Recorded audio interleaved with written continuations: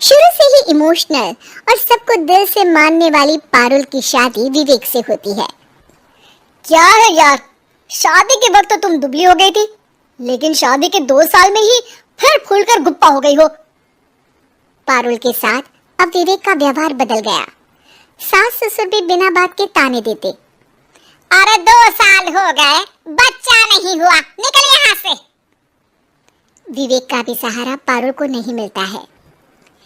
लेकिन जिस विवेक से पारुल को तलाक के एवज में 18 लाख मिले होते हैं, वो पारुल एक दिन, इंस्पेक्टर साहब, मुझे कंप्लेंट लिखवानी है। जी मैडम, क्या हुआ? चीटिंग, एक लड़के ने मेरे 6 लाख रुपए लूटे हैं। पुलिस वाला पारुल को ऊपर से नीचे तक देखता है।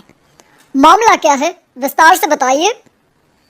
पारुल फिर जो बताना शुरू करती है, उसके बाद इंसानियत से भरोसा उठना लाजमी है। मेरे पति ने मुझे कभी अपनाया ही नहीं। शादी के 3 साल में ही मेरा तलाक हो गया। मैं नहीं चाहती थी कि मैं उनसे एक भी पैसा लूं, लेकिन वकील और मेरे माता पिता ने उनसे 18 लाख की रकम ली। फिर क्या हुआ? क्या वो पैसे उसने वापस ले लिए? नहीं, उन्होंने तो उसके बाद मुझसे कभी कांटेक्ट भी नहीं किया। फिर किसी डेटिंग साइट से मुझे आनंद नाम का एक लड़का मिला। उसके साथ मुझे लगा कि मैं दोबारा जिंदगी बना सकती हूँ। वो मेरी केयर करता, मेरी छोटी बड़ी चीजों का ख्याल रखता और मेरा साथ देता। अच्छा, क्या उसने तुम्हें शादी करने का झांसा दिया था? हाँ, वो भी तलाकशुदा था। पहले तो उसने मुझसे कहा कि उसकी एक बेटी है, लेकिन फिर पता चला कि उसकी एक नहीं 2 बेटियां हैं। इतना ही नहीं, दिल्ली के एक आम इलाके में वो बीवी और बच्चियों के साथ ही रहता है। तो आपसे इमोशनली फ्रॉड कर उसने पैसे ऐंठे। जी, अब मेरे पास कुछ नहीं है, ना पैसे ना वो। मैं बस किसी भी हालत में अपने पैसे वापस चाहती हूँ, जो मेरे बुरे वक्त में मेरे काम आ सकते हैं। ठीक है। पुलिस आनंद को पुलिस स्टेशन बुलाकर सारी पूछताछ करती है, लेकिन आनंद पुलिस वालों को ये यकीन दिला देता है कि पारुल ने उसे कोई पैसे दिए ही नहीं, बल्कि वो तो उस पर बीवी को छोड़ने का दबाव बना रही थी और ना मानने पर पारुल ने ये झूठा केस डाला है। क्या मैडम, फोकट में पुलिस का वक्त खराब कर रही हैं? कोई शादीशुदा क्यों अपनी बीवी छोड़ेगा? अब आपकी शादी टूटी तो मतलब सबकी तो नहीं टूट सकती ना। पारुल को पुलिस वाले के मुंह से ये बात सुनकर हैरानी होती है। उसे कुछ समझ में नहीं आता कि वो क्या करे। वो अपनी सहेली झनक, जो कि वकील थी, उससे कांटेक्ट करती है। झनक, मैं क्या करूं? मैं कैसे पुलिस को यकीन दिलाऊं कि आनंद ने मेरे साथ न सिर्फ शारीरिक और मानसिक चीट किया है, बल्कि आर्थिक तौर पर भी वो मुझे खाली कर गया है। अब वक्त झनक का था। देख पारुल, ऐसे तो किसी को भी बिना सोचे समझे पैसे नहीं देने चाहिए, लेकिन अब जब तूने ये कदम उठा ही लिया है, मुझे ये बता, तूने कब कब पैसे दिए और कितने? क्या कहीं कोई सबूत है?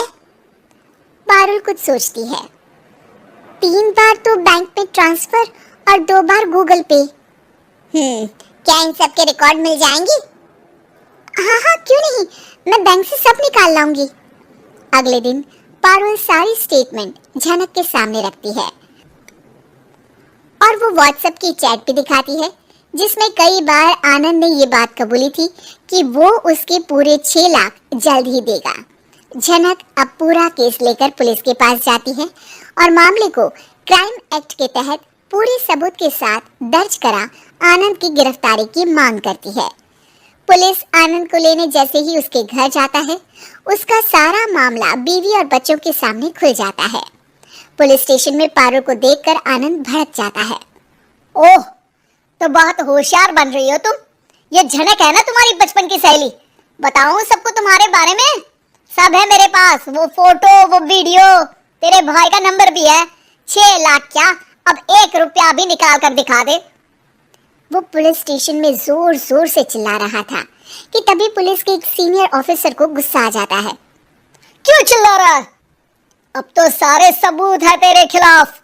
ऊपर से यहाँ चिल्ला चिल्ला कर तूने खुद को तो गड्ढे में धकेल दिया है।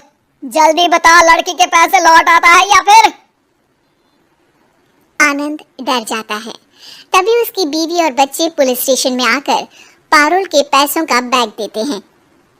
मेरे पति को माफ कर दीजिए, प्लीज उन्हें पुलिस से बचा लीजिए, मेरे छोटे बच्चे हैं, ये कैसे रहेंगे। होता भी यही है। पारुल केस वापस ले लेती है, लेकिन उस सबक के साथ कि इमोशनल होकर किसी को भी अपना पैसा नहीं देना चाहिए। झूठ बोलकर रिश्ते कभी ना बनते हैं और ना ही निभते हैं।